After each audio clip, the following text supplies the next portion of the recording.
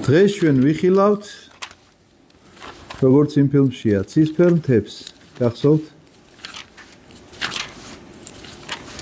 დღეს ჩვენ ვიხილავთ ესე იგი ქრისტეს შობის შესახებ ხომ დავიწყეთ საუბრები ვილაპარაკეთ ესე იგი ხარება ჯერ გენეოლოგია მერე ხარებაზე ვილაპარაკეთ და კვლავ მათეს სახარებას უნდა დაუბრუნდეთ სადაც მოთხრობილია მოგვების შესახებ თუმცა კი ისევ ლუკას სახარებასაც დაუბრუნდებით იმიტომ რომ ლუკასთან რაც არის ნათქვამი ის მათესთან არ არის მაგალითად ეს მოგვების ისტორია მხოლოდ მათეს სახარებაშია მეტი არც ერთი מחარებელი არ ყვება ამას სამაგიეროდ ლუკა מחარებელთან არის ისტორიები რომლებსაც არც ერთი מחარებელი არ ყვება ეს არის მწყემსებს როგორ ეხარათ როგორ მივიდნენ ისინი როგორ ანგელოზების გალობა რო ესმოდათ ზეციდან და მოკლედ ეს ყველაფერი შეგვიძლია ჩვენ ახლა ესე პარალელურადაც ვნახოთ მაგრამ ჯერჯერობით კვლავ მათეს სახარებას დაუბრუნდეთ და მათეს სახარებაზე ვილაპარაკოთ ასე იწყება მეორე თავი როდესაც იშვა იესო ქრისტე იუდას ბეთლემში ჰეროდე მეფის დროს მოვიდნენ იერუსალიმში მოგვები აღმოსავლეთიდან და თქვეს სად არის ებრაელთა მეფე რომელიც იშვა ჩვენ ახლა აქ უნდა გავჩერდეთ აუცილებლად და ვთქვათ ჯერ ჰეროდე ვინ არის და მერე ეს მოგვები ვინ არიან სახელები დაგიწერეთ ასე ერქვათ სახელები ამ მოგვებს ჰეროდე გახლავთ იდუმიელი ადამიანი არაებრაელი კაცი რომელმაც მოახერხა ის რომ იერუსალიმში დამჯდარიყო მეფედ მოახერხა როგორ რომ წარმოიდგინოთ მთელი ეს იერუსალიმი პალესტინის დღევანდელი პალესტინის ეს ტერიტორია და მთელი ისრაელის ტერიტორიაში მარა მარტო ეს მაგრამ ჩვენი ინტერესი აქ არის და ამაზე ვლაპარაკობ დაპყრობილი ყავთ ოკუპირებულია თანამედროვე ენაზე ეს ყველას უფრო უკეთესად გვესმის რომაელთა მიერ რომაელი ესე იგი ჯარისკაცები დგანან იქ ჩვენ სახარებაშიც რო ხვდებით რომ იქ ასის თავია ვიღაცა და იქ რაღაცა ასის თავმა თავისი მსახურისთვის გამოგზავნა განსაკუთრებით ესენი სულ ყველა რომაელები არიან რომელმა დაიპყრეს მოკლედ იერუსალიმი დაადეს ხარკი და ნუ მოკლედ ოკუპირებულია ეს ქვეყანა მინდა გითხრათ და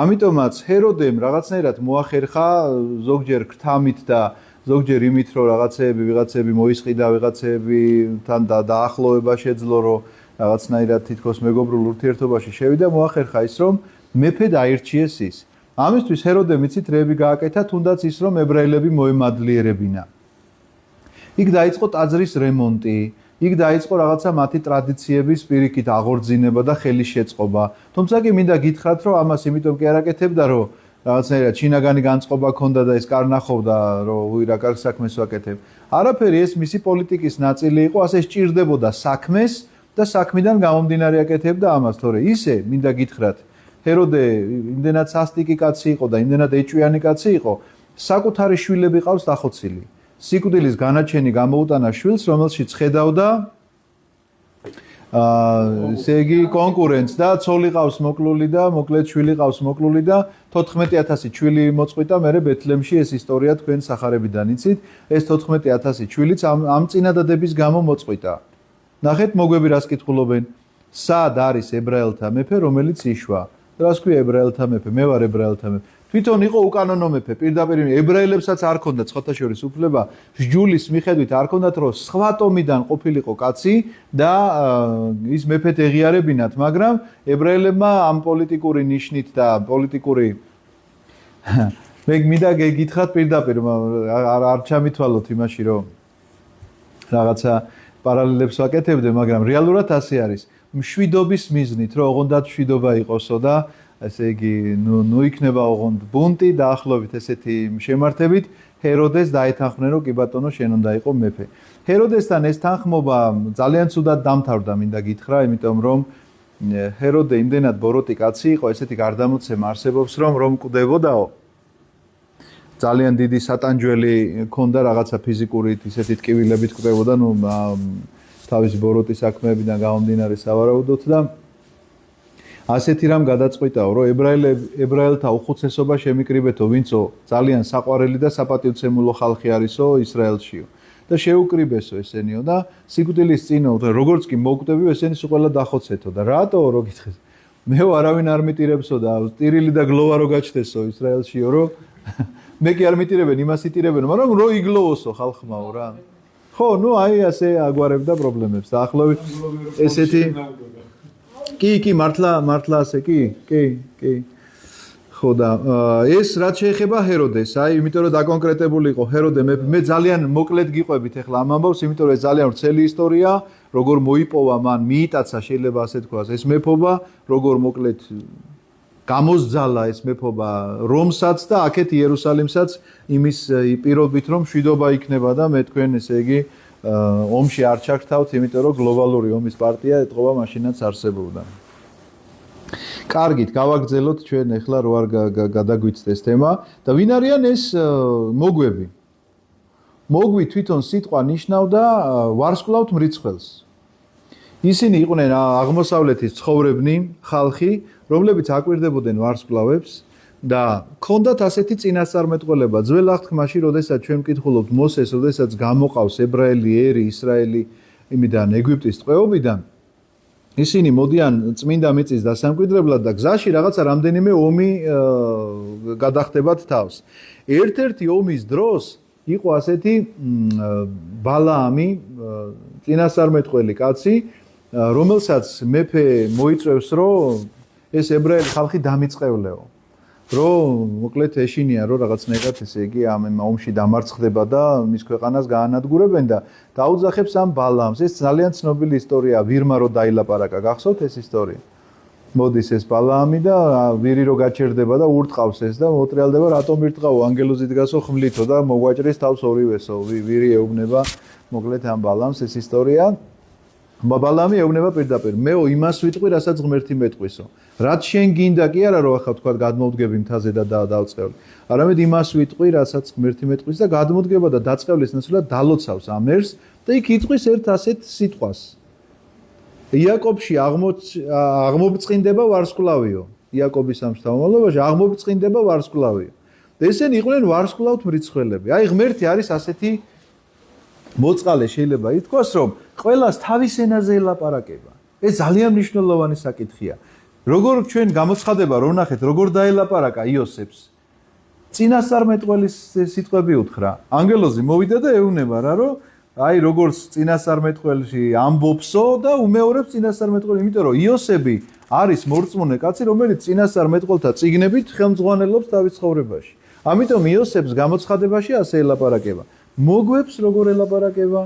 მოგვებს გამოუჩნდებათ ვარსკვლავი, რომლებზეც ისინი მთელი ცხოვრება აკვირდებოდნენ და აღმოჩნდება, რომ ეს ვარსკვლავი არის სრულიად არაბუნებრივი მოქმედების, იმიტომ რომ ყველა ვარსკვლავი თუ კი მოძრაობს აღმოსავლეთიდან დასავლეთისკენ, თუ პირიქით აღარ მახსოვს, ეს მოძრაობდა ჩრდილოეთიდან სამხრეთისკენ. ანუ აცდენილი იყო საერთოდ ამ თავის მოძრაობის ტრაექტორიას ვარსკვლავები, როგორც შეიძლება დამკვირვებლები ამას ხედავდნენ. და სამაგიეროდ ხედავდნენ კიდე ერთ რამეს, რომ დღისითაც ანათებდა, ანუ დღისითაც ქონდა. ამიტომაც ეს ვარსკვლავი რეალურად იყო ანგელოზი. ამიტომაც ანგელოზი იქ ელაპარაკება ღვთისმშობელს პირდაპირ ეჩვენება, იოსებს ძილში ეჩვენება, იმას წინასწარმეტყველის პირით ეუბნება, მარიამ ღვთისმშობელს პირდაპირ ესაუბრება და მოგვებს ვარსკვლავის სახით. იმიტომ რომ ვინც რისი მიმღებელია, ანგელოზი რო გამოცხადებოდათ მოგვებს, შეიძლება არ დაეჯერებინათ მისთვის, იმიტომ რომ მათთვის ეს რაღაცა შეიძლება მოჩვენებად ჩაეთვალათ და არ დამორჩილებულიყვნენ, მაგრამ დაუჯერეს იმას, რისიც ზუსტად იცოდნენ. აი, გახსოვთ იმას გაგახსენებთ კიდევ. პეტრეს რო ეუბნება, ეხა ჩააგდე ბადეო და იმდენ თევს ამოიყვანენ, რომ პეტრე გაგიჟებული ეუბნება, რომ გადიო ჩემგან, მე ცოდვილი კაცი ვარო. მიხვდება, რომ არაბუნებრივ მოვლენასთან აქვს აქ. პეტრე არის მეთევზე. ვინ ასწავლის პეტრეს თევზაობას? თან შუა დღეზე და ისეთი თევზი დაიჭირეს, პეტრე მიხვდა, რომ ეს არ არის ჩვეულებრივი, რა ქვია, მეთევზის მიერ მოქმედებული, იმიტომ რომ მეთევზემ ზუსტად იცის თევზაობის დრო და რა რაოდენობა შეიძლება იქნას დაჭერილი და აქ ხედავს რაღაცა დიდ უამრავ რაოდენობას, როდესაც არც დრო ემთხვევა თევზაობისა და არც ამინდი და არც განწყობით, რომ ხალხია სავსე და ხმაურობენ და ხმაურში თევზები იმალებიან.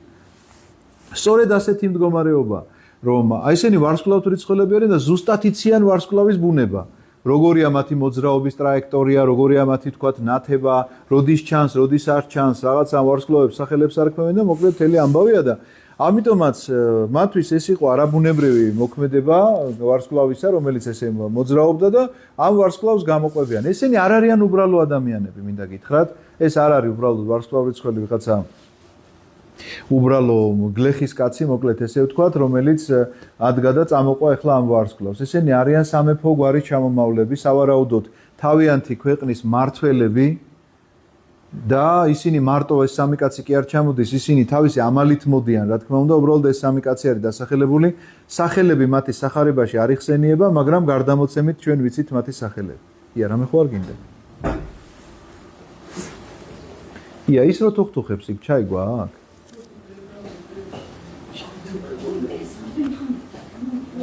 ხო და გამორთეთ, ადუღებული იქნება. კარგი, ჩვენ გავაგრძელებთ, თქვენ ჩაიზე იზრუნეთ. და კითხულობენ, ხო, რატო საიდანაც ჩანს ახლა რომ ესენი უბრალო ადამიანები არ არიან, იმიტომ რომ მოდიან და მეფე ჰეროდესთან შედიან პირდაპირ და როგორ წარმოგიდგენიათ ახლა ვიღაცა ის რო ჩამოსულიყო უბრალო კაცი ღანის თოხნა მიატოვა და გამოიქცა ახლა ვარსკვლავს გამოყვა და ჰეროდესთან ესე ხო ვერ შევიდოდა რა. ბუნებრივია ისინი მართველები არიან თავის ქვეყნისა, რომელთაც სიტყვა ეთქმით და შედიან და ჰეროდესთან პირდაპირ ამას კითხულობენ, რომ სად არის ებრაელთა მეფე, რომელიც იშვა. რადგან ვიხილეთ მისი ვარსკვლავი აღმოსავლეთში და მოვედით, რათა თაყვანისცეთ მას. ეს რომ გაიგონა, შეძრწუნდა მეფე ჰეროდე და მასთან ერთად მთელი იერუსალიმი. ჰეროდე რატო შეძრწუნდა, ხო ვიცით? იერუსალიმი რატო შეძრწუნდა? დაუბრუნდეთ უნდა ისევ ამ თემას, რომ იერუსალიმი იმიტომ შეძრწუნდა, რომ მაგერ მშვიდობის პირობა აქვს ახლა მოცემული ამ კაცს რა და ახლა თუ კი ახალი მეფე დაიბადა, შეიძლება მოგაკლდეს ეს კეთილდღეობა, იმიტომ რომ აგერ ჰეროდესთან დაახლოებული პირი ხარ. ხო და შემოსავალი არ გაკლია, მშვიდობა გაქვს, კარგად ჭამ, კარგად სვამ და სულ არ გაინტერესებს ახლა ისა რა ქვია ცვლილებები შენს ინტერესში არ შედის. ამ დროს ხარ ებრაელი, რომელიც ელოდები მესიას, მხსნელს. სჯულით ამას ქადაგებ ყოველ დღე, მაგრამ შეძრწუნდა, იმიტომ რომ არ აწყობს ახლა. ეს იცით რა, არ გეგონოთ მაშინდელი პრობლემა, მხოლოდ დღევანდელ საზოგადოებაში როგორც კი იწყებ მეორედ მოსვლაზე ლაპარაკს, შეშინებულები გარბიან ადამიანები და გეუბნებიან, რომ ვაიმე მეორედ როგორ ჩვენ ქრისტიანები იმისთვის ვართ, რომ ქრისტიანები ქრისტესთან ურთიერთობა უნდა წყუროდეს გამუდმებით 24 საათის განმავლობაში. და შენ უცბად ის გაშინებს, რომ ქრისტე რომ მოვა, ვაიმე დაემალო უნდა მას. აი, რატომ? იმიტომ რომ ამ ქვეყნიურობიდან შენი გონება არ მოცილებულა კიდე და კიდე ამ ქვეყნიურზე ფიქრობს. კიდე იმაზე ფიქრობს, რომ მეტი უნდა იცხოვროს აქ, მეტი ქონება უნდა დააგროვოს აქ, მეტი ესე იგი რაღაცა გვედნიერება უნდა ნახოს აქ და არ ფიქრობს იმ მომავალ საუკუნო ცხოვრებაზე. ამიტომაც მეორედ მოსვლა არ აწყობს და ხო შორს იქნება, ხო ჯერ არ იქნება, ესეთ შეკითხვით მოდიან ადამიანები და ამ დროს ეს წიგნი იცით როგორ მთავრდება? ბოლო წინადადება, იცით რა არის ამ წიგნის? ჩვენი ბიბლიის. ამის ამბობს ამის დამოწმებელიო. ჰე მოვალ მალე და პასუხობთ ჩვენ. ამინ. მოდი უფალო იესო. ასე მთავრდება ეს წიგნი. წარმოგიდგენიათ? მაგრამ ქრისტიანს რო კითხავ, მეორედ ვაიმე ეს ხო შორს იქნება, ჩემ დროს ხო არ იქნება.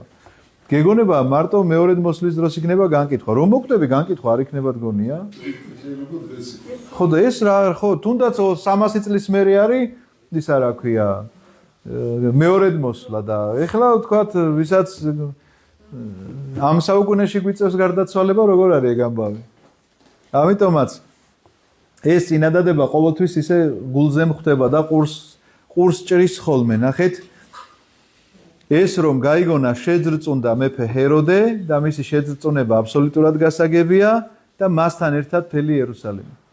იმიტომ რომ იერუსალიმი, ვისაც ესე იგი ხელები ქონდა მომთვარი მოკლედ ამ სიტუაციაში, აღმოჩნდნენ ახლა რაღაცა განსაცდელი იწყება, იმიტომ რომ თურმე ახალი მეფე დაიბადა. შეკრიბა ყველა მღვდელმთავარი. ჰეროდემ განა არ იცის რომ მესიას ელოდებიან ებრაელები, იმიტომ რომ ესენი ამას ქადაგებენ. ყველა მათი მსახურება ამაზეა მიძღვნილი და ამაზე ლოცულობენ. თქვენ თანამედროვე ებრაელების ის მოსმენილი გაქვთ, ხოთა შორის ერთ-ერთ შეხვედრაზე პირდაპირ იმას ეუბნება პრემიერ-მინისტრს, უხუცესები რომ მიდიან. რატო არ აჩქარებთ მესიის მოსვლასო? ისინი ხო ელოდებიან მათ ხო იესო ქრისტე არ აღიარებენ. პირდაპირ ესე ეუბნება, სატელევიზიო გადაცემა არის ესა და ეუბნება, რატომ არ აჩქარებთ მესიის? ყველაფერს ვაკეთებთო ამისთვისო, ისე პასუხობს. მე მგონი ნათანიაჰუას შეიძლება მეშლებოდეს გვარი. და ეს პასუხობს, ყველაფერს ვაკეთებთო რომ მოვიდესო. ხო და უნდა იმუშაოთო, უნდა გააკეთოთო რომ მესია საკმარის არ აკეთებთო ესე ეუბნება. საკმარის არ აკეთებ, როგორ ჩანსო, იმიტომ რომ მესია რატო აგვიანებს მოსვლასო. ხო და ეს თქვენ გონიათ ეხლა 21 საუკუნეში და მე-20-ში ამბავია, ის მაშინაც ასე იყო. მესიას ელოდებოდნენ უბრალოდ, ახლა აქ ჰეროდესთან, ახლა მეფის კარზე რო ხარ და კაის რო ჭამდა, კაის ოსო არ გაწყობდეს იქნება ეგ ამბავი, იმიტომ რომ რაღაცა ცოტა ხელი შეგეშლება რაღაც საკითხებში. რა თქმა უნდა. რა თქმა უნდა. თქვენ არც ერთმა არ დაიჯეროთ ის ამბავი, რომ ქრისტეშობის დრო ჩვენ რო ყოფილიყავით, ესე იგი ამ ჯვარცმაში არ მივიღებდით კიდე მონაწილეობას. ასე რომ ამ ჯვარცმაში ჩვენ დღესაც ვღებულობთ მონაწილეობას, როდესაც ვწოდავთ. მასთან ერთად მთელი იერუსალიმი და შეკრიბა ყველა მღვდელმთავარი. რას გულისხმობდი, რისი თქმა მინდოდა, იცით, შეკრიბა ყველა მღვდელმთავარი რატო? უნდა გამოიკითხოს ახლა ამ ვარსკვლავის და წინასწარმეტყველების შესახებ. ანუ ჰეროდე მიცის რომ ეს წინასწარმეტყველება არსებობს და ეს წინასწარმეტყველება უნდა აღსრულდეს. ოღონდ მაინც ისე მოქმედებს, როგორც თვითონ რომ იტყვიან ხოლმე რაღაც ისეთ შეკითხვას დასვამენ, რომ ვაიმე კაცო, როგორი მორწმუნე იყო და ეს როგორ ქნა. მორწმუნე იმას კი არ ნიშნავს, რომ შეცდომას არ დაუშვებს, ან თვითნებობას არ გამოიჩენს და ან რაღაც არ გადაუხვევს გზიდან. უამრავი შემცდარა და უამრავს რაღაცა გადაუხვევია, მაგრამ არის თვითნებობის რაღაცა უკიდურესი გამოხატულებები, რომელიც ესე იგი აბსოლუტურად სხვა მიმართულებით ატარებს ადამიანს ღმერთის გზისგან გადახვევაც არის და გადახვევაც მოკლედ. აი ჰეროდე ნახეთ, შეკრებს ამ მღვდელმთავრებს, ხალხის წიგნობრებს და უხუცესებს და ეკითხება, სად უნდა იშვას ქრისტე? ადგილი აინტერესებს. მათ უთხრეს, ამათმა ზუსტად იციან. ბეთლემში, რადგან ასეა დაწერილი წინასწარმეტყველის მიერ, დაშენ ბეთლემ იუდას მიწავ, არაფრით ახარ უმცირესი იუდას თავარ ქალაქებს შორის, რადგან შენგან გამოვა წინამძღოლი, რომელიც დამწყსავს ჩემს ხალხს ისრაელს. ეს არის მისი რა ქვია, ოსიას უკაცრავად მიქია არის ესეთი წინასწარმეტყველი და მის წინასწარმეტყველებაში ესეთი წერია, რომ ასეთი სიტყვები წერია, რომ შენ ბეთლემ იუდას მიწავ, არაფრით ახარ უმცირესი, ანუ იუდას მიწაზე უნდა დაბადებულიყო, ბეთლემში უნდა დაბადებულიყო ქრისტე მაცხოვარი. ისე თვითონ ბეთლემი იცით რას ნიშნავს ებრაულად? ბეთლემი ესე არის ბეთლეხემ, ბაით არის სახლი. ებრაულად სახლი ესე ეწოდება ბაით. აი ბებაით არის მაგალითად სახლში და ბეთლეხემ სლენგშიც ეგრე არის. ცოტა? აი კრიმინალურ სლენგში ეგრე არის, იმიტომ რომ ეს კრიმინალური სლენგი სადაც ჩამოყალიბდა, იქ ძალიან ბევრი ებრაელი ცხოვრობდა. და ამიტომ, ხო და ბაით არის სახლი, ლეხემ არის პური, იგივე საჭმელი. შეიძლება საჭმლისნაც, აი ჩვენთანაც ხო არის ესეთი გამოთქმა, მოდი პური ვჭამოთ. და მართლა პურის ჭამას ხო არ გულისხმობს, შეიძლება სუფრის გაშლას გულისხმობს. შეიძლება კონკრეტულად პური პურსაც ნიშნავს და პურის ჭამა, ასევე არის ლეხემ არის პურიც და არის საჭმელიც. ბეთლეხემ არის პურის სახლი. ასე ითარგმნება. სხვათა შორის არაბული და ებრაული ძალიან გავს ერთმანეთს. ესევე გამოითქმის არაბულადაც ბეთლეხემ, მაგრამ იქ ნიშნავს პურის ნაცვლად ხორცს. იქ არის არაბები ამბობენ, რომ ეს არის ხორცის სახლი და ის ამბობენ, რომ არის პურის სახლი. ამიტომაც ბიბლიის დედანში კითხვა მე გადავუხვევ ხა თემიდან, მაგრამ საინტერესო რამეს გეტყვით. ბიბლიის დედანში კითხვა არის ძალიან საინტერესო და რატომ? განსაკუთრებულად ებრაულად, იმიტომ რომ ყველა ეს დასახელება ხო ითარგმნება. ამიტომ ისეთი აბსურდები გამოდის თუ არ გააშინაარსე რაზეა ლაპარაკი, მაგალითად რუთის წიგნი იწყება ესე რომ შიმშილობა ჩამოვარდაო, ესე იგი იმაშიო, ამ ქვეყანაშიო პური აღარ იშოვებოდა და კაცი წავიდა, ერთი კაცი ადგა და წავიდა მიდიამის ქვეყანაში. ხო და თუ ამას დედანში ჩვენ ახლა გვესმის ეს ქართულად ესე. დედანში იცით როგორ ისმინება ესა. პურის სახლში პური აღარ იყო და ეს კაცი წავიდა მიდიამში. აი როგორ რაღაცას ამბობს, იცი რომ მე ახლა აფთიაქში რო ვიყო და წამლის საყიდვად რკინეულობის მაღაზიაში რო წავიდე. აფთიაქში ვარ, კაცო, წამალი ხო აქ უნდა მოვითხოვო, რამე რკინო, დაახლოებით იგივე ამბავია. ეს იმას ნიშნავს, რომ აქ მატერიალ პურზე არ არის ლაპარაკი, ანუ ღვთის სიტყვა აღარ იქადაგებოდა და ეს კაც გარბის აქედან, იმიტომ რომ ის ღვთის სიტყვის მიმდევარია. და გადადის რაღაცა სხვა ქვეყანაში და იქ მერე თქვა თავის ცოლთან ერთად და იქ ვაჟები იქაურცოლებს შეირთავენ და ეს წიგნი ძალიან საინტერესო წიგნია რუთის წიგნი და თუ მოგვეცა საშუალება 4 თავია სულ პატარა წიგნია და შეგვიძლია განვიხილოთ ძალიან საინტერესოა. დავით მეფსალმონის ბებია იყო მერე ეს რუთი რომელი მიდიელი ქალი რომელიც ჩვენ რუთზე ვილაპარაკეთ მაშინ. ხო, ამიტომ ბეთლეხემ არის პურის სახლი, როგორც მოგახსენეთ, ამ ბეთლემში უნდა იშვასო. მაშინ ჰეროდე მალულად დაიბარა მოგვები და გამოიკითხა ვარსკვლავის გამოჩენის ჟამი. ნუ ახლა ადგილმდებარეობა დააზუსტა, ახლა ჟამი აინტერესებს, იმიტომ რომ ბავშვის ასაკი უნდა იცოდეს მიახლოებით, იმიტომ რომ ესენი ახლა ერთ დღეში ხო ვერ ჩამოვიდოდნენ, კაცო, ამ სიშორეგზას ერთ დღეში ხო ვერ გამოვივლიდნენ. ამიტომაც გამოკითხავს მათ ამ ვარსკვლავის გამოჩენის ჟამს, რომ მიახლოებით იცოდეს ამ ბავშვის ასაკი და წარგზავნა ისინი ბეთლემს და უთხრა: წადით, ზუსტად გამოიკითხეთ იმ ყრმის ამბავი, როდესაც იპოვით შემატყობინეთ, რომ მეც მივიდე და თაყვანებსე მას. რა თქმა უნდა, იტყუება, მაგრამ ასე ეუნება ამ მოგვებს. ეს რომ მოისმინეს მეფისგან, წავიდნენ და აჰა ვარსკვლავი, რომელიც აღმოსავლეთში იხილეს, წინ უძღოდა მათ. როგორც ჩანს წმინდა წერილიდან, ესენი რომ იერუსალიმში შემოვიდნენ, ვარსკვლავი გაქრა. გაქრა ერთი მარტივი მიზეზის გამო. ეს ვარსკვლავი რომ წასულიყო და პირდაპირ ბეთლემში მისულიყო, ესენი ჰეროდესთან არ შეივლიდნენ. ამიტომ პირდაპირ თაყვანისცემა როგორც მოხდა, მერე მოხდებოდა ეს თაყვანისცემა და ამითი დამთავრდებოდა ყველაფერი უკან გაბრუნდებოდნენ. მაგრამ რომ ღვთისაღვთო განგებულებაა ეს, რომ საზოგადოებამ გაიგოს, მათ შორის იმ ებრაულმა საზოგადოებამ, რომელიც შეძრწუნდა, რომ იაკობის ვარსკვლავი ამობწყინდა და ეს ვარსკვლავის სახით აგერ მოგვებმა მოიტანეს ეს ამბავი, მათთვისაც რომ ცნობილი ყოფილიყო, ვერავინ ვეღარ იტყვის მე ამას, რომ იცი რა მე ეს არ ვიცოდი და რაღაცა ვერ დავაკავშირე ეს ამბები ერთმანეთს. წინასწარმეტყველება აგერ არის, მოგვები ჩამოდიან და გეუბნებიან, რომ ესეთი ვარსკვლავი ვიხილეთ და ამის შემდგომ როგორ ხდება.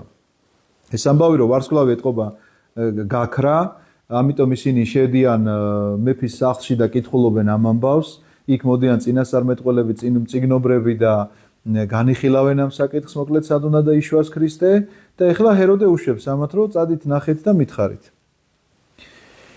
და აღმოსავლეთში წინ უძღოდა მათ. ანუ ეხლა როგორც კი გამოვიდნენ ჰეროდესგან, ეს ვარსკვლავი კვლავ წინ უძღვის. სანამ არ მივიდა და არ დაადგა იმ ადგილს, სადაც იყო ყრმა. ვარსკვლავი რომ დაინახეს, ფრიად გაიხარეს. და როდესაც სახლში შევიდნენ, რატო წერია სახლში შევიდნენო? ის ხომ ბაგაში დაიბადა. ესენი უკვე სახლში არიან გადმოსულები. ბაგაში კი არ მომხდარა თაყვანისცემა. ჩვენ ეს ხატზე შეიძლება ესე აჩვენებდნენ, რომ მოგვები იქ მიდიან და მწყემსები იქ მიდიან ნამდვილად. მაგრამ მოგვები უკვე სახლში მიდიან. ესენი უკვე სახლში არიან გადმოსულები, იმიტომ რომ იქ ხوار დარჩებოდნენ იმ ბაგაში რამდენი ხანი უნდა ყოფილიყვნენ, როგორც კი გათავისუფლდა სახლი, გადმოვიდნენ სახლში. როდესაც სახლში შევიდნენ, დაინახეს ყრმა მარიამთან, თავის დედასთან ერთად და დაემხნენ და თაყვანისცეს მას. გაახსნეს თავიანთი საუნჯენი და მიართვეს მას ზღვენი, ოქრო, გუნდრუკი და მური. გუნდრუკი იცით რა არის? გუნდრუკი საკმეველია. მური გახლავთ ზეთი გახლავთ, რომლიცაც მიცვალებულს აპატიოსნებდნენ. ამიტომ ეს გახლავთ საჩუქარი ასეთი. ესენი ბრძენი ხალხი იყვნენ და ზუსტად იცოდნენ, რასაც აკეთებდნენ. ოქრო გახლავთ სამეფო საჩუქარი, გუნდრუკი გახლავთ საღვთო საჩუქარი და მური გახლავთ ადამიანური საჩუქარი, იმიტომ რომ ყველა ადამიანი გარდაიცვლება. ამიტომაც ისინი ფაქტიურად წინასწარმეტყველებენ, რომ ეს არის ღმერთკაცი და როგორც ღმერთს გუნდრუკს აძლევენ და როგორც კაცს ოქროს და მურს როგორც მოკვდავს, იმიტომ რომ ის მოკვდება. და რა კი სიზმარში მიიღეს გაფრთხილება, ნახეთ ძალიან მნიშვნელოვანი ამბავია. ვარსკვლავი აღარ ჩანს. სიზმარში მიიღო, უკვე ანგელოზი ეცხადება. იმიტომ რომ მათ ისეთი საქმე გააკეთეს, რომ უკვე შესაძლებელია აქამდე რომ ანგელოზი დალაპარაკებოდა, ამის მიმღებლები ესენი არ იყვნენ. ამიტომაც ღმერთი ყოველთვის ასე საზღვრავს თითოეულ ნაბიჯს, რომ ადამიანი არ დაზარალდეს არაფრით და პირიქით სულიერი სარგებელი კონდეს. ამიტომაც თქვათ რომ გამოცხადებოდათ ანგელოზი იტყოდნენ რომ რაღაცა მომეჩვენა და კარგად იყავი, გააგრძელებდა თავის ცხოვრების წესს, მაგრამ ვარსკვლავი რომელიც იცის მიყვება იმ ვარსკვლავს, მე ამ გაიხარეს ვარსკვლავი რო ნახესო ნახო წავიკითხეთ რომ ჰეროდესგან რო გამოვიდნენ, დაინახეს ისევ გაუხარდათო, აი ჩვენი ვარსკვლავი გაყვნენ, მაგრამ ამის შემდგომ ვარსკვლავი აღარ არის. და რა კი სიზმარში მიიღეს გაფრთხილება არ დაბრუნებულიყვნენ ჰეროდესთან, ანუ უკვე გამოცხადებითად მიიღეს ეს, რომ ჰეროდესთან აღარ უნდა დაბრუნებულიყო, სხვა გზით წავიდნენ თავიანთ ქვეყანაში. აუქციეს გზა, რომ ჰეროდესთან შეხება აღარ ქონოდათ, წავიდნენ და ეს ადამიანები გახდნენ ქადაგებლები. იესო ქრისტეს ღმერთის მოვლენების შესახებ გახდნენ ქადაგებლები. როდესაც ისინი წავიდნენ, აჰა უფლის ანგელოზი გამოეცხადა სიზმარში იოსებს და უთხრა: "ადექი და წაიყვანე ყრმა და დედამისი და გაიქეცი ეგვიპტეში და იყავი იქ, ვიდრე მე გეტყოდე, რადგან ჰეროდეს სურს მაგ ყრმის მოძებნა, რათა დაღუპოს იგი." მაშინ აღდგა იოსები და წაიყვანა ყრმა და დედამისი ღამით და წავიდა ეგვიპტეში და იყო იქ ჰეროდეს სიკვდილამდე, რათა აღსრულებულიყო უფლის ნათქვამი წინასწარმეტყველის მიერ, რომელიც ამბობს: ეგვიპტიდან მოვუხმე ჩემ ძეს. ესეც არის ესეთი წინასწარმეტყველება, ოსიას წინასწარმეტყველება, რომელიც ასეთ ამბობს, რომ მოუხმა, ანუ როდესაც უკან ბრუნდებიან ეგვიპტიდან. ეს გზა სხვათა შორის, აი ჩვენ აქ ორი ჩემი მეგობარია, იმაში იერუსალიმში ერთად ვიყავით ამ ზაფხულს და იმაში რომ ვიყავით ქოზიფას მონასტერში, გახსოვთ? აი ის ხეობა არის, რომელი ხეობაც მიდის ეგვიპტეში. ამ ხეობას მიუყვებოდნენ, ესეთია გარდამოცემა, ამ ხეობას მიუყვებოდნენ და ესე ჩავიდნენ ისინი ეგვიპტეში. ძალიან მკაცრი პირობებია, მინდა გითხრათ, იქ და საკმაოდ საშიში ადგილები. დღევანდელ დღესაც და ხა მაშინ რა იქნებოდა რომ წარმოიდგინოთ. როდესაც დაინახა რომ გაწმილებული დარჩა მოგვებისგან, განრისხდა ჰეროდე და მიავლინა და მოაკვლევინა ყოველი ყრმა 2 წლისა და უმცროსი ბეთლემსა და მთელ მის საზღვრებში. 2 წლისა და უმცროსი, იმიტომ რომ მიახლოებითი თარიღი იცოდა ვარსკვლავის გამოჩენისა. ხო, იმიტომ რომ ახლა ესეთი ვარსკვლავი რომ გამოჩნდა მოგვებმა მაშინვე ტანსაცმელი ხوار ჩაიცვეს და ხوار გაყვნა, ეს რაღაცა აკვირდებოდნენ კარგახანი ამ ვარსკვლავს რა. და როგორც კი ამ ვარსკვლავმა მოძრაობა დაიწყო, ესენი მოემზადნენ მოკლედ ამ ლაშქრობისთვის რა და სანამ იქ ეს არ არის თქვათ 1 და 2 დღის ამბავი, იმიტომ რომ რაღაცა უჩვეულო მოვლენას დიდი ხანი აკვირდებოდნენ, შესაბამისად ეს თარიღები გადათვალა და ამიტომ 2 წლის და ქვემოთ ვინც იყო მოაკვლევინა სულ დაახლოებით 14,000 შვილზე არის ლაპარაკი.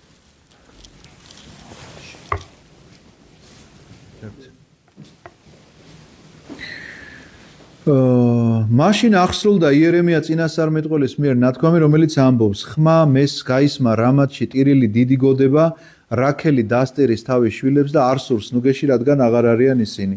რაქელი საფლავი არის ბეთლემში." ერთადერთი ესე იგი ამ მამამთავრების ცოლებისგან რაქელია მხოლოდ ესე ცალკე დამარხული მინდა გითხრათ, იმიტომ რომ მახპელას მღვიმე შეიძინა ა ブラ ამმა სასაფლაოსთვის და პირველი იქ სარა დაიმარხა, აბრაამიც იქ დაიმარხა, ამის შემდგომ ისააკიც იქ იმარხება და რებეკაც და იოსები ეგვიპტეში პირდაპირ ანდერს იბარებს რა, რომ მოკვდებიო და თქვენ აქედან გაგიყვანთ ღმერთიო ეგვიპტიდანო, ეს 200 წლის მერე ხდება მეტის.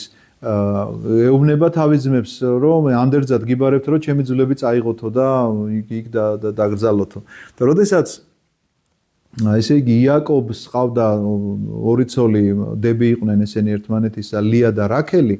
ისინი რომ მოდიოდნენ ესე იგი ამ ცოლოურსთან ცხოვრობდა ლაბანთან იაკობი, ცოტა ისევ ყვები, ცოტა შეიძლება არეულია, მაგრამ ძველი აღთქმის ისეთი ისტორიებია, როცა მოდიოდნენ ისინი, მშობიარობა დაეწყო ბეთლემის ტერიტორიაზე რაქელს, მეორე 2 შვილი ყავდა სულ რაქელთან, უფროსი იყო იოსები და უმცროსი იყო ბენიამინი.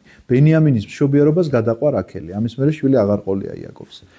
და მაშინ მოხდა ბეთლემში ეს ამბავი, მშობიარობას გადაყვა, იქვე გარდაიცვალა რაქელი და იქვე მოხდა მისი დაკრძალვა. ამიტომაც ეს წინასწარმეტყველება რომ ხმა გაისმა რამათში ტირილი და დიდი გოდება, რაქელი დასტერის თავის შვილებს, ნამდვილად დასტერის თავის შვილებს, იმიტომ რომ მის საფლავი იქ არის და მისი შთამომავლობა ცხოვრობს იქ, ბუნებრივია და არ სურს ნუგეში, რადგან აღარ არიან ისინი, ნუ ხა გამწარებულ დედას რა ნუგეში უნდა უთხრა, იმიტომ რომ როდესაც შვილი აღარ აყავს, რა ნუგეში არის ლაპარაკი. ერთმა დაიფაროს ყველა. ხოლო როდესაც ჰეროდე აღესრულა უკაცრავად, აჰა უფლის ანგელოზი გამოეცხადა სიზმრად იოსებს ეგვიპტეში და უთხრა: "ადექი და წაიყვანე ყრმა და მისი დედა და წადი ისრაელის ქვეყანაში, რადგან დაიხოცნენ, ვინც მაგ ყრმის სულს ეძებდა." ისიც ადგა და წაიყვანა ყრმა და დედამისი და მივიდა ისრაელის ქვეყანაში, მაგრამ როდესაც შეიტყო რომ იუდაში მისი მამის ჰეროდეს ნაცვლად მეფობს არქელაოსი, შეეშინდა იქ წასვლა და სიზმრად მიიღო ბრძანება, რომ წავიდა გალილეის მხარეში. მივიდა და დასახლდა ნაზარეთად წოდებულ ქალაქში, რათა აღსრულებულიყო წინასწარმეტყველთა მიერ თქმული, რომ მას ნაზარეველი დაერქმეოდა. მეორე თავის დასასრულია, დღეს მეტის გაგრძელებას არ ვაპირებ, თქვენ შეკითხვებით თუ გექნებათ, იმაზე გიპასუხებთ, უბრალოდ ეხა ისტორიას მოგიყვებით. ეს ნაზარეთი არის ჩათვალეთ პატარა სოფელი. და რატომ კონკრეტულად ამ ნაზარეთში რატო წავით? იმიტომ რომ ჩვენ წელთ აღრიცხვამდე მე-6 საუკუნეში ნაბუქოდონოსორმა, როდესაც ილაშქრა იერუსალიმში, დაანგრია და მიწასთან გაასწორა იერუსალიმი, ტყვედ წაიყვანა მოკლედ ებრაელების ძალიან დიდი ნაწილი. სხვათა შორის ქართველი ებრაელები მაშინ ჩამოსულები არიან. ამ ბაბილონის ამ მიგრაციებს დაემთხვა ისიც რომ აქ რაღაცა ნაწილი აქ მოასწრეს და გამოიქცნენ და აქ ჩამოვიდნენ. რაღაცა ნაწილი ეგვიპტეში წავიდა. რაღაცა ნაწილი ვინც შეიპყრეს მოკლედ ბაბილონში გადაასახლა ნაბუქოდონოსორმა და იქ ყავდა გარკვეული წლების განმავლობაში, მოკლედ სანამ გაათავისუფლებდა მათ. როდესაც გათავისუფლება მოხდა და ისინი უკან ბრუნდებოდნენ, მათ შორის მეფის ოჯახი ყავდა დატყვევებული. თვალები დასთხარა მოკლედ ამ მეფეს, მაშინ ვინც იყო მეფე, ამწუხაროდ სახელი არ მახსოვს. ჩვენ გენეოლოგიაში კი ვკითხულობთ, ისე აქ წერია. ოსიამშვა იეკონია და მისი ძმები ბაბილონში გადა იეკონი არქმევია, ასე რომ არ გჭირდება შორს წასვლა. მეფე, რომელიც დავითის შთამომავალია, თვალები დასთხარა და მოკლედ ესე იმაში ყავდა ბორკილებში, მე რაღაცა დროს შეიწყალა და სამეფო სუფრასთან სვავდა, მაგრამ ნუ მოკლედ ეს კაცი ახლა აღარ იყო მეფე. ამ მეფის შთამომავლები მოკლედ, რა თქმა უნდა, ცხოვრობდნენ, გავიდა წლები და როდესაც უკან დაბრუნებები ხდებოდა, აირჩიეს ეს ადგილი, რომ ნაზარეთში დასახლდნენ ეს მეფის შთამომავლობა. აი ჩვენ იოანეს სახარებაში რო ვკითხულობთ, ნათანაილის გამორჩევა რო არის მოციქულად და მიდის მასთან, სადაც ჩვენო იესო ნახეთო ნაზარეთიდანო, მოკლედ წინასწარმეტყველები ვიზეთ წერენო, მესიაზეო, აი ესეთი კაცი ვნახეთო ნაზარეთიდან. ნაზარეთში რაიმე სიკეთის ყოფა საერთოდ შესაძლებელიაო, ესეთ კითხვას სვავს. და რატო ისმება ეს კითხვა, იცით? იმიტომ რომ ამ ნაზარეთში ცხოვრობდნენ მეფის შთამომავლები და ეთყობა არ კადრულობდნენ ჩვეულებრივ ხალხთან ესე ურთიერთობას. იმიტომ რომ ჩვენი მისი რა ქვია, თავადიშვილები, იმის კალბახელიძეების არ იყოს, ხო იცი? გამიღე ჭიშკარი და გვერდზე ღობეები რო არ აქვს, შედი საიდანაც გინდა, რა პრობლემა არის, მაგრამ ჭიშკარი უნდა გაუღოს იმან მოსამსახურემ, შეიძლება დაახლოებით ესეთი ამბავი იყოს, იმიტომ რომ ესენი მაინც მეფის შთამომავლებად თვლიდნენ თავიანთ თავს და შესაბამისად ამ საზოგადოებასთან ცოტა დისტანცირებული იყვნენ, ნაზარეთში ცალკე ცხოვრობდნენ და ამიტომაც ეს კითხვა რო ისმება, რომ ნაზარეთში რამე სიკეთე არის შესაძლებელიო, ამიტომ ისმება, ისინი დასახლდნენ ამ ნაზარეთში, დავითის შთამომავლობა, სადაც სახლობდა მოკლედ ტყვეობიდან დაბრუნების შემდგომ. აი ესეთი გახლავთ მოკლე ისტორია მეორე თავისა. თმით რა თქმა უნდა კვლავ ბევრი შეიძლება ითქვას, იმიტომ რომ თვითეულ ამ წინასწარმეტყველებას განმარტება აქვს, თვითეულ წინადადებას განმარტება აქვს, მაგრამ იცით შეიძლება ეს ვერ შევძლოთ ეს ყველაფერი. ჩვენ უნდა გადავერთოთ ლუკას სახარებაზე, ასევე ქრისტეშობის ამბები, სადაც არის მოთხრობილი. რა ხდება ლუკა მახარებელთან? ნახეთ. იმ დღეებში გამოვიდა ავგუსტუს კეისრის ბრძანება აღეწერათ მთელი ქვეყანა. აღწერა უნდა ჩატარებულიყო და ამ აღწერის გამო იოსები უნდა დაბრუნებულიყო ბეთლემში, იმიტომ რომ დავითის შთამომავლობა იყო ბეთლემიდან.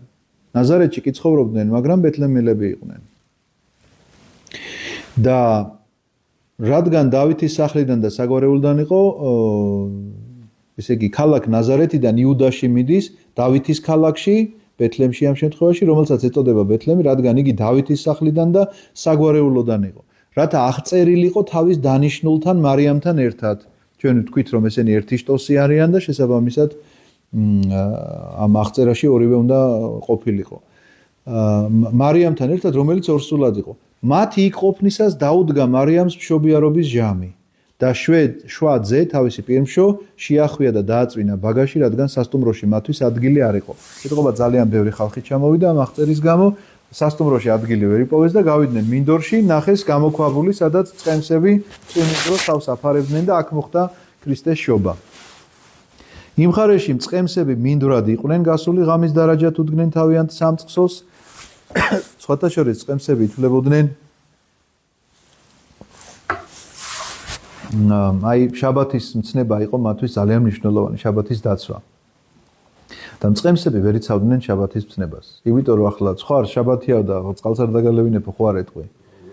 ხო, ან არ დღეს არ მოგწველიო, ხო არ ეტყვი. ამიტომ წყემსებს თლად კარგი თვალით კი ვერ უყურებდნენ ებრაელები, მინდა გითხრათ, იმიტომ რომ ისინი შაბათს თითქოს რაღაცნაირად ესე არ ღვევენ და აქედან გამომდინარე, ვისაც პირველი ეხარა ქრისტეს შობა, ისინი წყემსები არიან. ერთია მოკლედ ადამიანები როგორ აფასებენ სხვას და მეორეა ღმერთი როგორ უყურებს. დია. იმ მხარეში წყემსები მინდვრად იყვნენ გასული და ღამის დარაჯად უდგნენ თავიანთ სამწყსოს. აჰა უფლის ანგელოზი დაადგა მათ თავზე და უფლის დიდება გამოუწყინდა მათ, შეეშინდა დიდი შიშით და უთხრა მათ ანგელოზმა, ნუ გეშინიათ, აჰა გახარებთ დიდ სიხარულს, რომელიც მთელი ხალხისთვის იქნება, რადგან დღეს დავითის ქალაქში თქვენთვის იშვა მაცხოვარი, ამ წყემსებს რომელიც არის ქრისტე უფალი და ეს გექნებათ ნიშნად, იპოვით ჩვილს შეხვეულს და ბაგაში მწოლარეს. და უეცრად გაჩნდა ანგელოსთან ერთად დიდძალი ციური ლაშქარი და აქებდნენ ღმერთს და ამბობდნენ, ზეციდან ისმის გალობა, საშობაო გალობა, დიდება მაღალთაშინა ღმერთსა და მშვიდობა დედამიწაზე და კეთილი ნების ადამიანებს. ჩვენ ამას მსახურებაში ყოველთვის ვისმენთ, დიდება მაღალთაშინა ღმერთსა, ქვეყანასაზე და მშვიდობა და კაცთა შორის სათნოება. დიახ, წყემსებს მიეცათ ეს მადლი. და როდესაც ანგელოზები მათგან ზეცად ადიოდნენ, აი ამ გამოცხადებას ხედავენ ანგელოზების ამაღლებას, წყემსებმა უთხრეს ერთმანეთს, წავიდეთ ბეთლემში და ვნახოთ მომხდარი, რაც უფალმა გვაუწყა.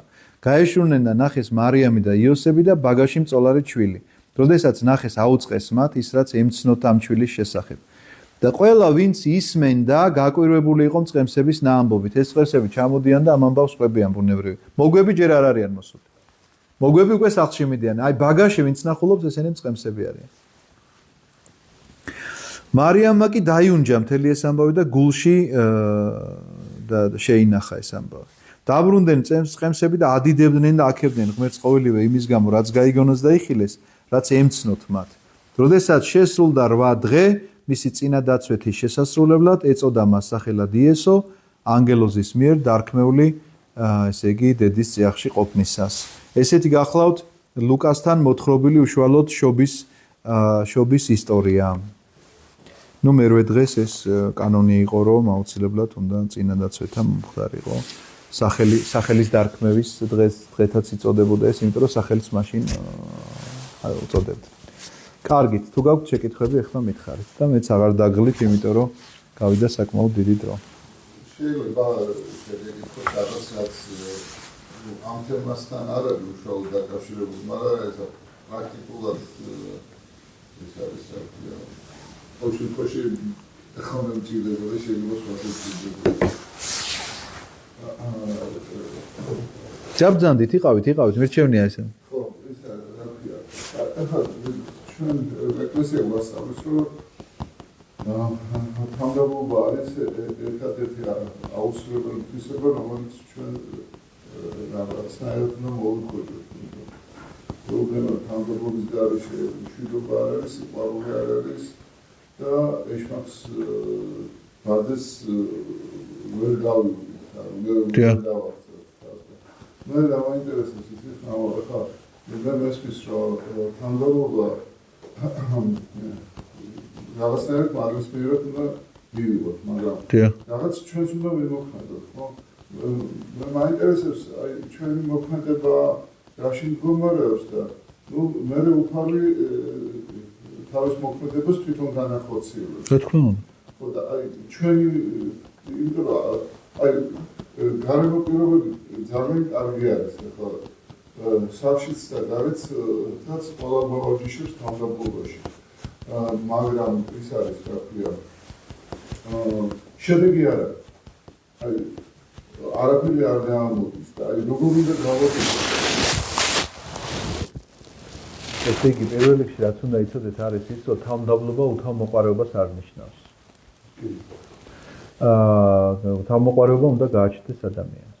და ეს საერთოდ არ არის კავშირში ერთმანეთთან, იმიტომ რომ რაც გონია, რომ ესე იგი ყველაფერი შეიძლება ხო მაკადრონ და მე ამით გავხდები თავმდაბალი. სინამდვილეში ეს ასე არ არის.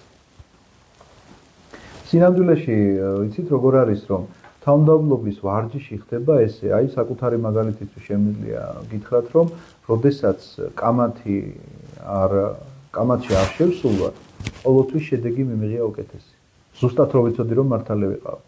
ზუსტად რო ვიცოდი, აი ერთი წამით ეჭვი რო არ მეპარებოდა, როგორც კი არ დანიშნა კამათი რომ უცხარი ადამიანს ყოველთვის გიგებოდი დავდეთ პირდაპირ ესენი. როდესაც ვეუბნები ადამიანს თქვათ პირობითად რაღაცა თქვათ უნდა წმინდა წერილიდან მოუყვანეთ ციტატა და ვუთხარი რომ ეს ამბავი არის ესე და იმან მითხრა რომ არა ეგ ამბავი ეგრე არ არის. ნუ კაი მეუბნები.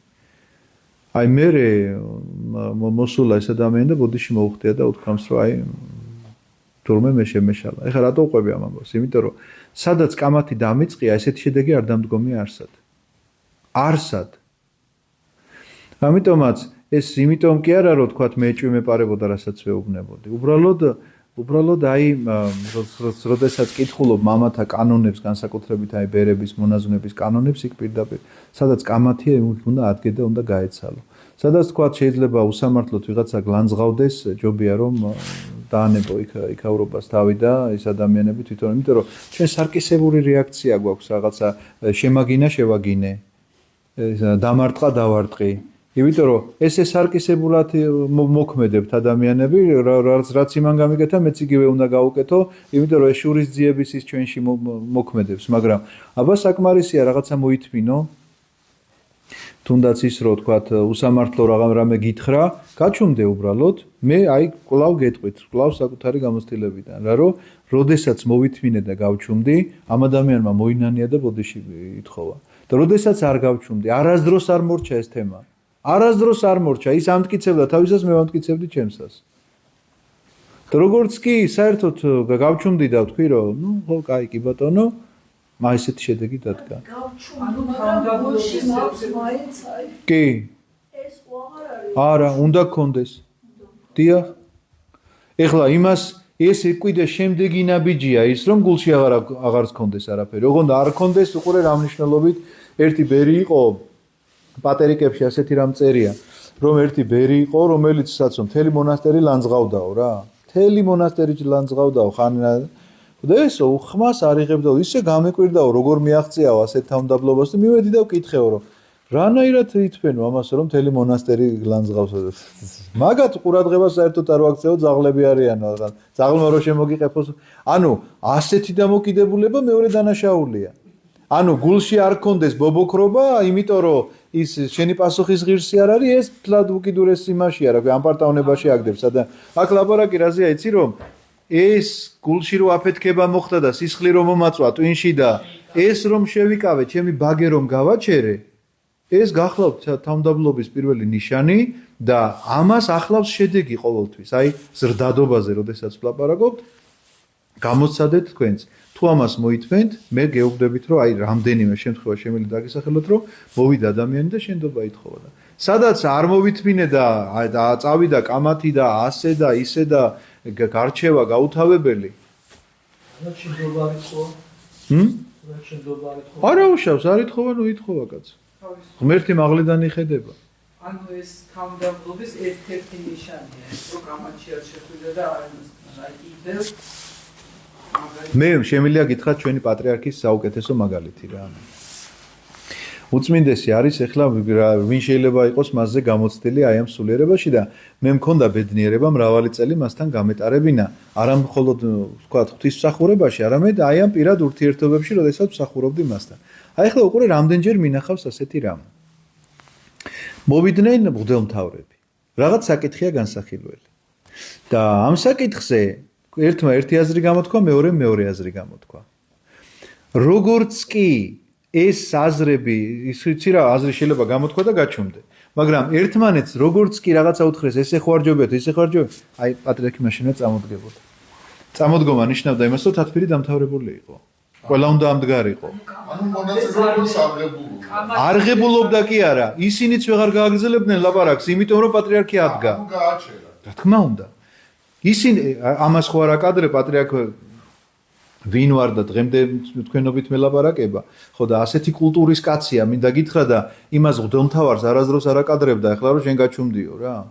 ამიტომაც გიცოდე როგორც უნდა მოქცეულიყო.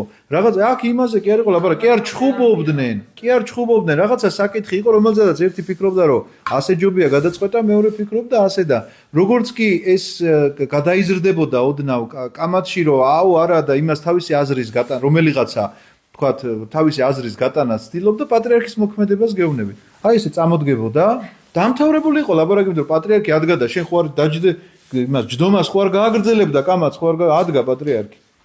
და იტყოდა ღმერთმა დაგლოცოთ და აი ჩვენ ეს ამ საკითხზე მოვიფიქრებთ. მოვიფიქრებთ. ეს იმდენჯერ მინახავს, არა მარტო თქვათ იქ მღვდელმთავრებთან, ვიღაცა უცხო სტუმრებთან, ჩვეულებრივ ადამიანებთან, რომელსაც ეხა მოსულა და რაღაცა რჩევა უთქვამს პატრიარქი, უკითხავს პატრიარქისთვის. აი თქვენო უწმინდესობა, მახსოვს ძალიან ცნობილი კაცია. თქვენო უწმინდესობა ეს საკითხი როგორ ჯობია? პატრიარქმა უთხრა რომ ასე ჯობია. არა თქვენო უწმინდესობა, მასე კი არ ჯობიაო მეუბნება. კაცო, რაღაც ეკითხებოდით უკეთესად თუ იცოდეთ. მასე კი არაო. მე ვფიქრობ რომ ასე ჯობიაო. პატრიარქი ჩუმდება. აი ხო შეიძლება ეხა ჩემსავით ესე უთხრას რა. კაცო, თუ იცოდი მე რაღაც მეკითხებოდი. არ აკადრებს ამას ადამიანს. აი ეს არის თავმდაბლობა. იმიტომ რომ ხო შეიძლება უფლება აქვს და უთხრასო, იცი რა, მოხვედი კათალიკოსთან რჩევის საკითხავად, ჩემი რჩევის ნაცვლად აქეთ მაძლევ რჩევას. როგორც მობრძანდი, ისე წაბრძანდი ეხლა რა. ხო შეიძლება თქვას. მე ასეთს ვერ ვიხსენებ. მე ასეთი რამ წლების განმავლობაში გამიტარებია მასთან არაერთი დღე გადაბმულად ხანდახან ღამეც რო გიწევს ხოლმე დარჩენა ამ რაღაც რეჟიმია ისეთი იქ არ ვიცი როგორ უძლევდა უწმინდესი ამას ყველაფერს ვერ გეტყვით არ მახსენდება სხვანაირად მისი მოქცევა და მისი მოქმედება და ყველაზე მთავარი აი ხო გეუბნებით სადაც ოდნავი კამათი დაიწყებოდა პატრიარქი მაშინვე დგებოდა კი კიდე შეიძლება ეთში დიახ მამო აი როცა ვადარებ ერთმანეთს რა ასევე მნიშვნელოვანია სინანული ხო? დიახ ხო და იმ ენებში რომელიც თუ გეჩქარებათ წადით ნინო კი იმ ენებში რომელიც ნაკლებად ვიცი და ზოგში არ ვიცი მაგრამ აი ხა ანალოგიური სიტყვები სხვანაირად სხვა შინაარსის მატარებელია სხვა მაგალითად ბერძნულში მეტანია რუსულშიც ხო პაკაიანი ცოტა განსხვავებულია სინანულისაგან ხო და სინანულის შესაბამისი ბერძნულში არის რომელიც აღარ მახსოვს როგორია ჩავწეროთ იმაში თარგმანში სხვა სიტყვას წერს მეტანოიას არ წერს სინანულის წერს სხვა რამეს არ შეგვიძლია იცი რა თქვენ თანამედროვე ბერძნულს იმაშვებით და საღვთისმეტყველო იმითი ესეა მეტანოია არის რომელიც ცვლილებას გულისხმობს ჩვენ ქართულად სინანულში არასოდეს ცვლილება არ იგულისხმება როგორ არა სინანულში იგულისხმება ახალი კაცის დაბადება ხო ანუ ჩვენ ესე უნდა რატომ ქვია აღსარების საიდუმლოებას მეორე ნათლისღება აღსარების საიდუმლოებას ჩვენ უწოდებთ მეორე ნათლისღებას იმიტომ რომ ახალი კაცი იბადება რა თქმა უნდა სინანული ახალი კაცის დაბადებაა ყველა შემთხვევაში ხო ანუ სინანული ეს მარტო არ არის მოდით გეტყვით კარგ მაგალითს პეტრე მოციქული ხო მოციქულია ეხა უყურეთ რა ემართება პეტრეს პეტრემ ნახა როგორ გააცოცხლა მკვდარი პეტრემ ნახა ქრისტე აკეთებს ამას პეტრემ ნახა როგორ კეთროვანი განიკურნა პეტრემ ნახა ბრმას თვალი აეხილა პეტრემ ნახა რომელი ერთი ჩამოგითვალო 5 პურით 5000 კაცი რო გაძღა ესეთი რაღაცები ნანახი აქვს პეტრეს მაგრამ უარყო არ ვიცნობ ამ კაცო ხო ცნობილი ამბავია ეს რომ არ ვიცნობ ამ კაცს ერთოდ სამჯერ უარყო თან ერთხელ რო თქვა მეორეჯერ დაიბიცა და მესამეჯერ დაიწყევლა არ ვიცნობო წარმოგიდგენიათ, ესე იგი, ხაზი გადაუსვა ყველაფერს არ ვიცნობ ამ კაცო და აქ სახარებების უნდა გამოვკრიბოთ ჩვენ ახლა 4 სახარებიდან ეს ყველგან არის მოთხრობილი, მაგრამ აი ლუკასთან არის ერთი ძალიან საინტერესო ამბავი. სწორედ ამ დროს, როდესაც მესამედ მან ესე იგი წევლა წარმოთქვა, რომ მე არ ვიცნობ ამ ადამიანსო, ქრისტე გამოყავდათ ამ დროს ციხიდან შეყავდათ პირად. მოუტრიალდა და შეხედა პირდაპირ პეტრეს სახეში. ეს ლუკასთან წერია. და პეტრემ დაიწყო ტირილი. აი პეტრე დაიბადა როგორც ახალი კაცი. აი ეს არის პეტრე მოციქულად მინდა გითხრათ რომ აქ დაიბადა და რა იქ. არა იქ როდესაც დაუძახეს წამოდი პეტრე ჩემთანო და გაყვა მაცხოვარს. მაშინ კი არ დაიბადა როგორც მოციქული. პეტრე დაიბადა აქ ქრისტემ რომ მას შეხედა. აი ეს შეხედვა არის ახალი დაბადება. აი ეს შეხედვა განაპირობებდა იცით რას რომ პეტრე სასოწარკვეთილებამდე იყო მისული და იუდასავით შეიძლება იმასაც თავი მოეკლა. უბრალოდ რაღაცა გონიერება ეყოს ამისო და შემდგომ აღდგომის შემდგომ როდესაც გამოცხადება ხდება მაცხოვრისა ესე იგი მოციქულებთან პეტრე სამჯერ ეკითხება სამჯერ ხო უარყო ეხლა სამჯერ ეკითხება პეტრე გიყვარ ვარ ის ეუბნება მიყვარ ხარ მაშინ ჩემი ცხვრები დამწყსე გიყვარ ვარ მიყვარ ხარ ჩემი ცხვრები დამწყსე გიყვარ ვარ შეწუხებული პეტრე ხო იცი რომ მიყვარ ხარ აი შენ ხო ყველაფერი იცი მაშინ და ეს იცით რას ნიშნავს რომ მე შენ გაპატიე, აბა რო არ მეპატიებია, ჩემს სამწყსოს მოგანდობდი? ამიტომ სრული პატიებაა მიცემული, აბსოლუტური პატიებაა მიცემული, იმიტომ რომ თავის სამწყსოს ანდობს. ახალ დაბადებულ პეტრეს. მაგრამ პეტრე მაინც ყოველდღე ტირის. ყოველი მამლის ყივილზე იწყებს პეტრე ტირილს. რატომ? რატომ? ხო შენდობა ხო მიიღო? რაღაცო ტირის. იმიტომ რომ ამით ინარჩუნებს იმ მდგომარეობას, სადაც დაიბადა. აი ეს არის სინანული. ინარჩუნებს იმ მდგომარეობას, იმ დაბადების წამს ინარჩუნებს, მოკლედ სადაც რაშიც დაიბადა. გულისხმობ ამ დაბადებაში ქრისტეს შეხედვას. მარიამ მეგვიპტელის ისტორია გახსოვთ? ვერ შედის ტაძარში. ხატს უყურებს და ვერ შედის. ჯერ გონია რომ რაღაცა ვერ ხვდება რატომ ვერ შედის. და რომ დაინახავს ამ ხატს სახეში რომ შეხედავს, აი იქ იწყებს ტირილს. აი იქ დაიბადა მარიამ მეგვიპტელი. წამოვიდა მთელი ღამე ილოცა და დილით აზიარეს მარიამ მეგვიპტელი, რომელსაც მრუშობაში ჰქონდა მთელი ცხოვრება გატარებული. აზიარეს დილით. რა ეს რას ნიშნავს? ესე იგი შენდობა მიიღო. აბა რაღაცი ჭირდებოდა მას კიდე 17 წელი მრუშობდა, შემდეგი 17 წელი ცრემლით რომ იგლოვდა თავის ცოდვებს. ეს ცრემლი იყო შენარჩუნების, ამ სიწმინდის შენარჩუნების ცრემლი იყო ესა. ანუ მან რომ დაიბადა, ეს უნდა შეინარჩუნოს.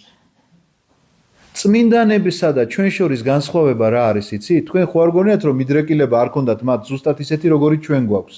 რაც ჩვენ გვებრძვის ნებები ზუსტად იგივე ნებები ებრძოდათ მათაც. არავინ დაიჯეროს რომ სხვანაირი ადამიანები იყვნენ ისინი. განსხვავება ჩვენსა და მათ შორის არის ერთადერთი. ისინი ამ სიწმინდეს ინარჩუნებდნენ, რომ მიიღებდნენ ქრისტეს სისხლს და ხორცს, ამის შესანარჩუნებლად ძალიან შრომობდნენ, ძალიან ბევრს აკეთებდნენ. ისევე როგორც პეტრეს ცრემლი სჭირდებოდა ამის შესანარჩუნებლად, მარიამ მეგვიპტელს უდაბნოში ცხოვრება, იმიტომ რომ იშვა ადამიანი, აი ეს არის სინანული ნამდვილი, რომ სინანულში იშვება ადამიანი, ახალი კაცი იშვება. სხვაგვარად შეუძლებელია. აი ესეთი აშკარა არის ახალი კაცის დაბადება. რა თქმა უნდა. არაფერი შეაშეგეშლება ხო მამა? არა, რა თქმა უნდა, იმიტომ რომ ამას თვითონ მიხვდება ადამიანი. ამას თვითონ მიხვდება ადამიანი, როდის დაიბადა, იმიტომ რომ როგორ წარმოგიდგენიათ თქვენ? აი ეს დაბადება თუ არ იგრძნო ვინმე სულიერებაში თუ არ იგრძნო ეს დაბადება, რა დაგაყენებს ისე წირვაზე, რა მოგასმენინებს ამ წირვას? კაი, ერთხელ მოხვედი ვიღაცის ხათრით, მეორედ მოხვედი, იმიტომ რომ გალობა შეიძლება მოგეწონა სამხმიანი, მესამედ რაღაცის გამო, რა ვიცი, რაღაც დღესასწაული. ხო, რაღაცა. რა დაგაყენებს დილას უნდა წამოხდეს სიცივეში და დადგე აქ ნახევარი ტექსტი არ გესმის, იმიტომ რომ ძველი ქართულია, მაგრამ დგახარ. როგორ ფიქრობ, რა ძალა გაყენებს ამაზე? იმიტომ რომ იშვი ამ სულიერება, ერთხელ რომ განიცადე ეს შეხება გულთან, იმის შემდგომ სულძიებაში ხარ. დიახ, ეს არის სწორედ თავს აიძულებ, იმიტომ რომ ცათა სასופველი იძულება. საკუთარ თავს ვინც აიძულებს, ის მოიპოვებს მას. ეგ აშკარა იყო. თქვენ რაც მაგრამ მე ის მე რომ ვწოდე კიდე უფრო უარესად ვიდრე მანამდე. კი, როგორ არის დაზღვეული ამისგან კი არავინ არ არის კაცო. თქვენ რა გონიათ რომ პეტრეს მე აღარაფერი აღარ შეშლია როგორც ადამიანს? მაგრამ ის რაც იცით აი პეტრეს ხორობაში ეხლა თქვენ რო ყვებოდით უფრო თვალწინ დამიდგა. ისეთ რაღაცებს ხშირად აკეთებდა აი ისე მეგიბება ხოლმე რა აი რომ უთხრა თამორის ფრაზე რომ აი მოდია გავაკეთოთ მე რომ უთხრა ყველაფრიდან მე რომ უთხრა უფალო მოდი ეგრე მიიქნებაო რა რატომ უნდა ეწამო ანუ ეს ყველა ერთმანეთს გავს და აი მის მერე როდესაც ახალი კაცი დაიბადა ესეთ რაღაცებს აღარ ჩვენ აღარ ვიცით მე ესეთ დაწვრილებით ისინი თუმცა კი ვნახულობთ ჩვენ საქმე მოციქულთაში რომ პეტრე და პავლე კამათობენ ესე იგი რახან კამათობენ რომელიღაცას ეშლება ხო? ამიტომ თქვენ ეს არ გეგონოთ რომ რაღაცა უცდომელობაში შეაბიჯებს ადამიანი. უცდომელობაში კი არ შეაბიჯებს. უბრალოდ იბადება ახალი ადამიანი რომელიც ცდილობს ამის შენარჩუნებას რომ ეს კავშირი არ გაუწყდეს ღმერთთან. ამაზეა ლაპარაკი მეტი კი არაფერზე. თორე პირდაპირ წავიკითხავთ რომ პავლე მივიდა გალანძღავს რას აკეთებო. იმიტომ რომ რას აკეთებო წარმართებთან ერთად არ ჭამდა. უბრალოდ ჭამდა და ებრაელებს რო დაინახავდა ვითომ არ ჭამდა წარმართებთან ერთად და თუ სხვებისგან ითხოვო რომ თვალთმაქცები არ იყოს და შენ თვითონ თვალთმაქცოფო ეუბნება. პირდაპირ ესეთ დაპირისპირება. ანუ ჩვენში ახალი ადამიანი იბადება მაშინ როდესაც ჩვენ აი შევყევათ გებულობთ უფლისაგან რომ ჭეშმარიტი ღმერთი არის ქრისტე. დიახ. ეს იყო. დიახ, ოღონდ ეს გახსოვთ იმაში რო არის რომ ზეციურმა მამამ გამოგიცხადაო. შენ მას სისხლმა და ხორცმა კი არა ზეციურმა მამამ. ეს კი ეს თავისთავად ცალსახად ესე. და ამის შესაბამისად არის საჭირო მუდმივად სინამდვილე. რა თქმა უნდა. რომ ეს არ გავიგო. მუდმივად საკუთარი თავის დანახვა. დიდი მადლობა. არაფრის სიცოცხლეთ, გაიხარ. მაგებით ყველა მის, მაგრამ რო შევასრულოთ ვერ იცი და ჩვენ გაგებით კი გავით. ის მომენტში და დავამეტებთ ვერ იცი. იცით როგორ არის ახლა ამ საკითხთან დაკავშირებით თუ ვილაპარაკებთ?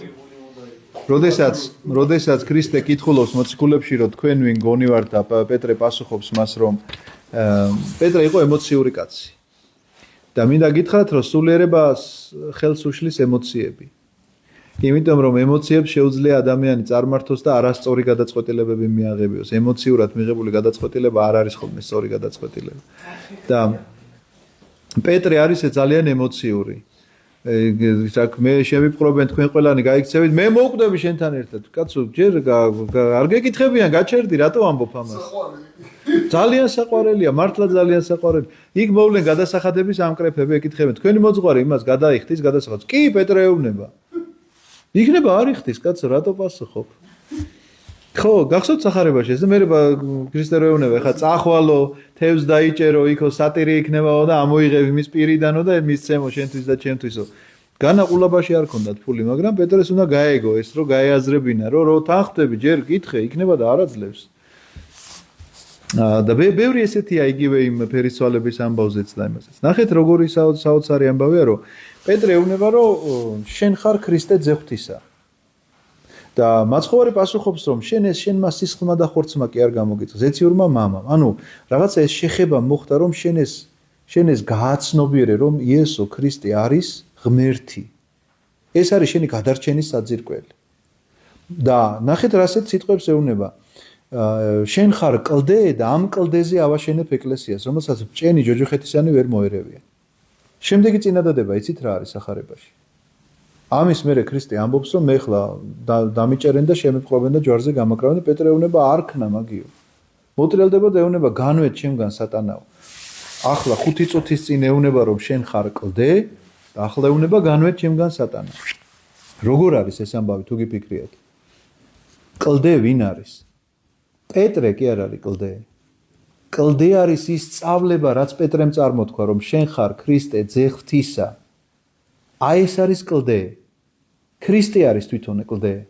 და არა პეტრე. იმიტომ რომ პეტრეს აგერ მე 2 წუთი არ არის გასული, რომ ისეთ შეცდომა მოსდის, ღმერთი ეუბნება განვეთ ჩემგან სატანა. კაცისასა ზრახავ და არა ღვთისასას.